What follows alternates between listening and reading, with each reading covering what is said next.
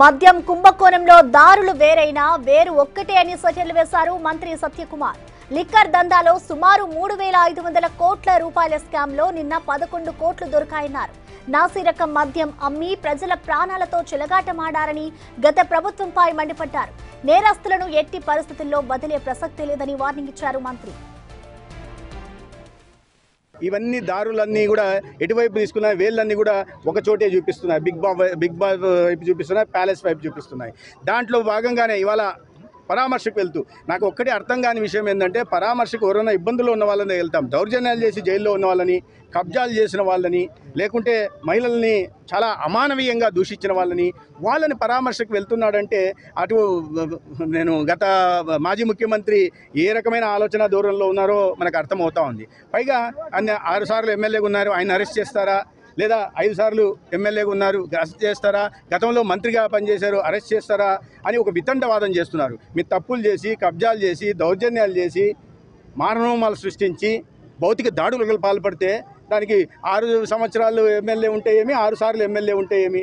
ఎవరైనా నేరస్తుడే చట్టం దృష్టిలో.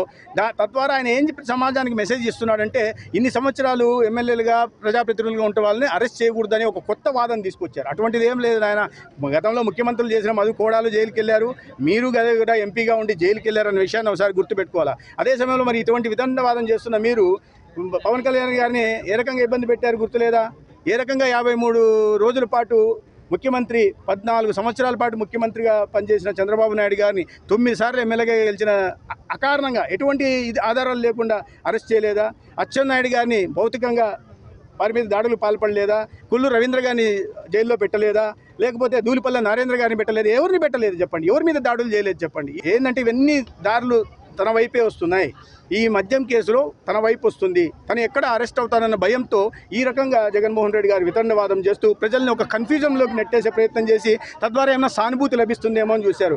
కొన్ని వేల మంది ప్రాణాలతో మీ మద్యం కోసం, మీ ధనార్జన కోసం మీరు చేసిన ఈ మద్యం స్కామ్ కారణంగా ఇవాళ అనేక ఆత్మలు ఘోషిస్తున్నాయి. జగన్మోహన్ రెడ్డి గారు, మీరు విషయం గుర్తుపెట్టుకోవాల్సింది. ఇవాళ అనేక మంది మంచానికి పరిమితమైనారన్న విషయాన్ని గుర్తు చేసుకోవాలి.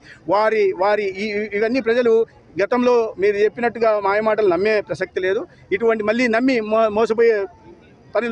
మోసపోయే విధంగా కూడా వారు దీంట్లో కూడా